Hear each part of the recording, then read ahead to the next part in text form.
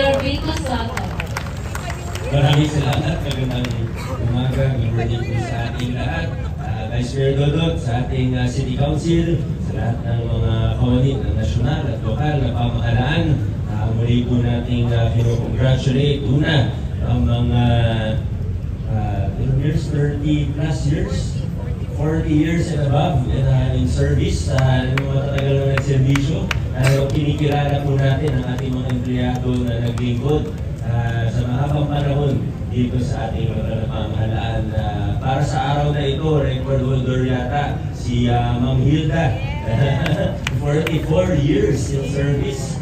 Congratulations po sa inyo. Congratulations sa mahabang career in public service. At hindi po makakalimutan ng lungsod ng Pasig at mga mamamayan ng Pasig ang lahat ng naiambag ninyo sa ating lokal na pamahalaan at sa ating syudad.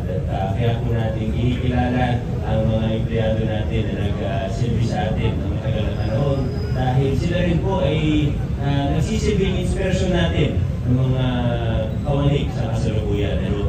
At yan din po ang pangarap ko.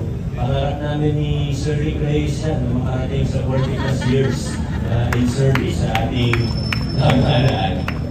Speaking of Sir Rick, at ang Pasig Urban Settlement Office, alam ko alas 7 na po, pero kailangan lang po akong sabihin, lalo na po para sa ating mga kawali, na sana mag-ingat po tayo, lalo na po sa social media ngayon, dahil meron pong bagong modus ang ibang nag-ooperate ng mga troll farm, nag-operations po talaga sa social media. Nangyari po sa Puso at nangyari din sa Local Youth Development Office natin.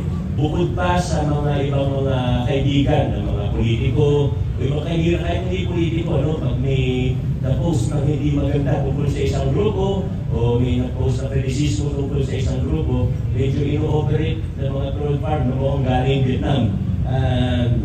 Ang nangyayari po, binamass report ang isang page, gaya ng page ng Puso, gaya ng page ng ilang kaibigan, gaya ng page ng Local Youth Development Office natin o LYDO, i-mass report for impersonation.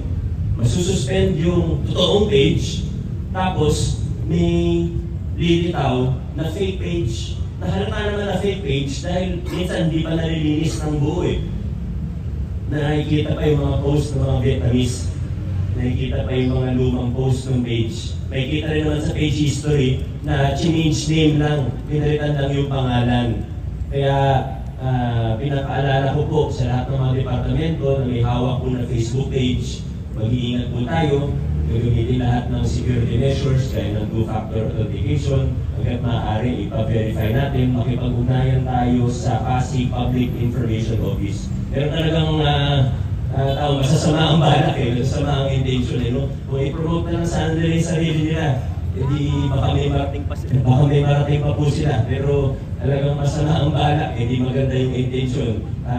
Ultimo page na hindi naman pang-politiko, Pasig Urban Settlement Office, Local Youth Development Office, ano ba ang point para i-hack yung mga page na yun? Ano ba yung point para gumawa ng mga fake page na gano'n? Talagang harassment na lang Siguro marami silang napapala, kaya harassment na lang ang iniisip nila. Guguluhin na lang ang trabaho natin. Inasabudahin po tayo, yan po siguro. Pero muli po, hingahit po ng bawat isa, paalala po sa bawat isa, lalo na yung mga medyo high profile na opisina po natin, o departamento, dito mga Edu Department, Peace and Order Department natin, kung may mga Facebook page po kayo hawak, lalo na sa PIO natin, may mga Facebook page po kayong hawak, mag-iingatan po natin at mukhang ito po ang pinakabagong modus ng mga iba dyan.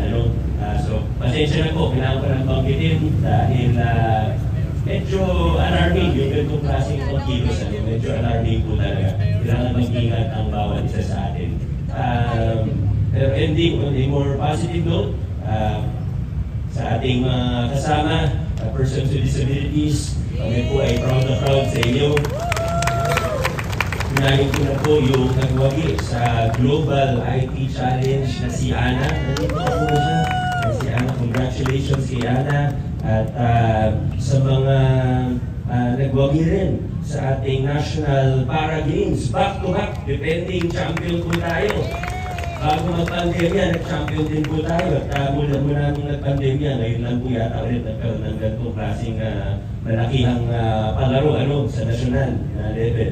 Kaya ating mga atleta, Napasigenyo, congratulations sa basketball team. Talagang kahit sa ang torneo mapunta, panalo parate, no? Congratulations sa lahat po, sa ating kasamang Olympian na si Ma'am Cindy. Congratulations din po sa lahat po. Marami nga po nagtatanong sa akin, ba't parang lumalakas yung Pasig sa sports, sa National Para Games, sa Batang Pinoy? Maganda rin po yung resulta natin, pero antayin natin yung formal announcement ni Atty. Kat.